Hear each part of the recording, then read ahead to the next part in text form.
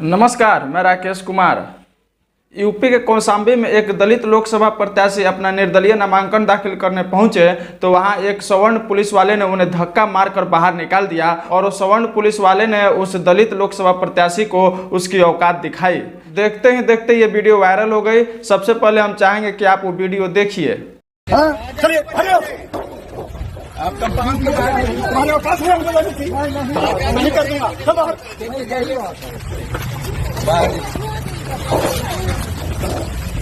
चलो छूटे बाहर। कंपाउंड के बाहर जाइए, कंपाउंड के बाहर बाजा बजाएंगे। सवर्ण पुलिस अधिकारी सीओ सत्येंद्र तिवारी ने छद्दू चमार को धक्का मारते हुए बाहर निकाला और बोला कि तुम्हारी औकात है यहाँ आने की? इसी बात की तो लड़ाई है साहब। हमें अपनी औकात बतानी है कि लोकतंत्र में एक अंतिम पायदान पर खड़ा व्यक्ति की क्या औकात है। लोकतंत्र में एक अंतिम पायदान पर खड़ा व्यक्ति की औकात है कि वो चुनाव लड़ सकता है।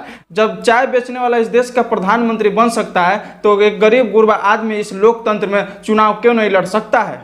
देखते ही देखते ये वीडियो वायरल हो गई। इसको लेकर बड़े बड़े सेलिब्रिटी, बड़े बड़े एक्टिविस्ट, बड़े बड़े जर्नलिस्ट ट्वीट करने लगे, जिसके दबाव में आकर कौशाम्बी पुलिस ने एक ट्वीट किया। लिखा, लोकसभा सामान्य निर्वाचन 2024 का नामांकन करने के पश्चात निर्दलीय प्रत्याशी द्वारा नामांकन परिसर के 100 मीटर के दायरे में डुगडुगी बजाकर नारेबाजी की जा रही थी, जिससे असहज स्थिति उत्पन्न हो रही थी। आदर्श आचार संहिता के दृष्टिगत उन्हें कई बार मना किया गया, इसके बावजूद भी वे नहीं माने, जिस पर क्षेत्राधिकार मझनपुर द्वारा उन्हें परिसर से बाहर निकाल दिया गया।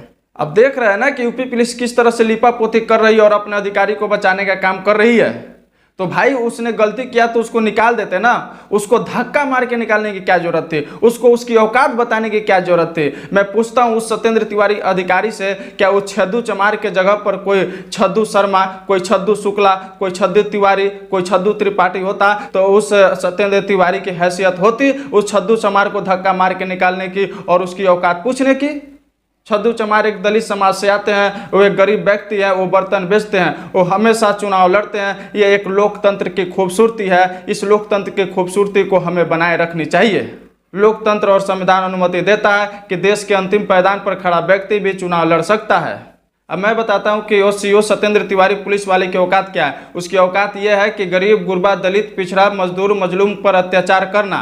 उसकी औकात नहीं है कि किसी क्रिमिनल को इस तरह से धक्के मारकर जेल में अंदर डालने की। उसकी औकात है कि वो सिर्फ घूस लेवे। क्रिमिनलों के साथ इस तरह से बिहेव करना इनकी औकात नहीं है। लंदन में प्रोफेसर और रिसर्च स्कॉलर अरविंद कुमार ने कहा कि क्यों न छद्दू चमार को सभी पार्टियां समर्थन देकर उन्हें चुनाव लड़वाएं और उन्हें जिताकर सदन भेजें, ताकि वहीं पुलिस वाला कल होकर उन्हें सलामी ठोके। मेरा भी मानना है कि सभी पार्टियों को छद्दू चमार को समर्थन देना चाहिए और उन्हें जिताकर सदन में भेजना चाहिए। ये एक लोकतंत्र में करिश्मा होगी।